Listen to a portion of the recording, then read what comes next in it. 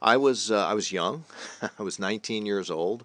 I did a combat tour of the 1st Infantry Division, and I think probably the hardest thing for me was being that young and being exposed to all of the things that were going on in Vietnam at the time and just being unprepared. Now, that was a different army.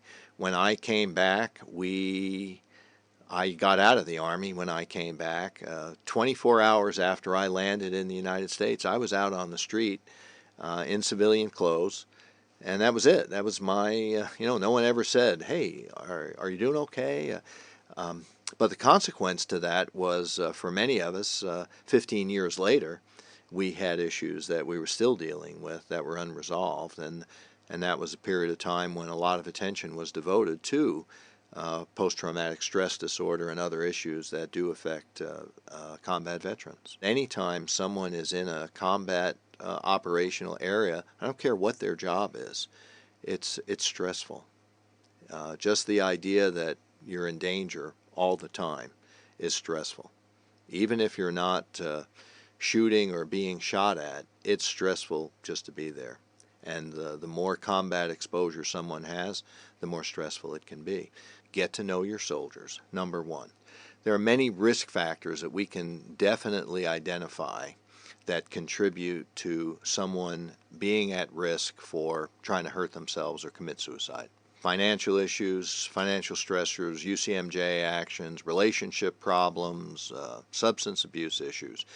But the key factor is a change from a previous level of functioning. So, for instance, you've got a soldier who's been a great soldier, hard charger, great performer, and then lately you start to notice, wow, he's not doing so well on the job, and gee, maybe he's not taking care of himself so well. It looks like, his clothes look a little bit more disheveled. Maybe he's not shaving as much, and seems to be keeping to him or herself more than it had in the past. Doesn't seem to be interested in a lot of things.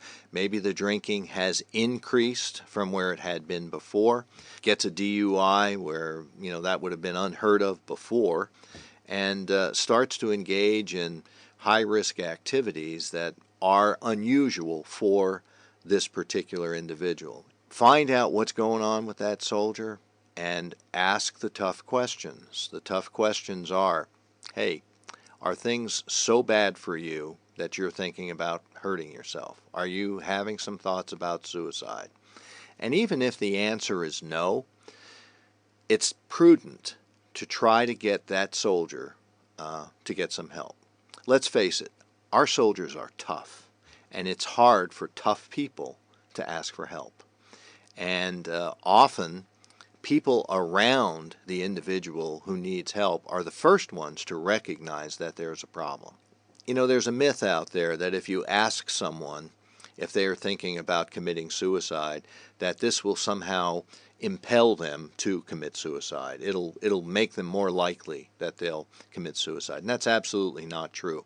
Someone who's contemplating suicide attempt is stressed by that, and the fact that someone would actually ask them that question can be a huge stress reliever. It's like, wow, the cat is out of the bag now. Someone recognizes something, and I have the opportunity now to go for help.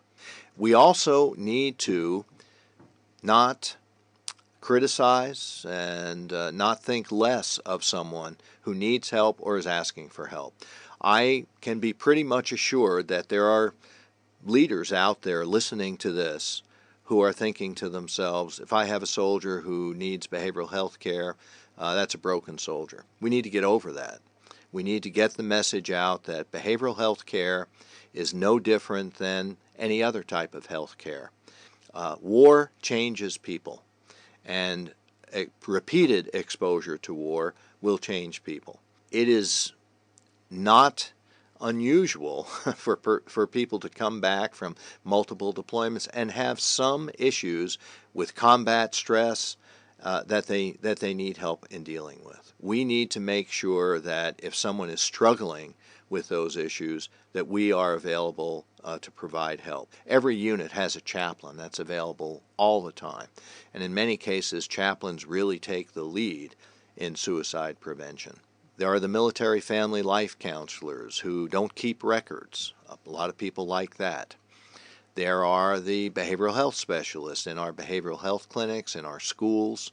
But it's important that leaders, once they identify someone who may be in trouble, to get them to the care and the help that can help resolve their problems. And it's important to take them, not to send them, to take them.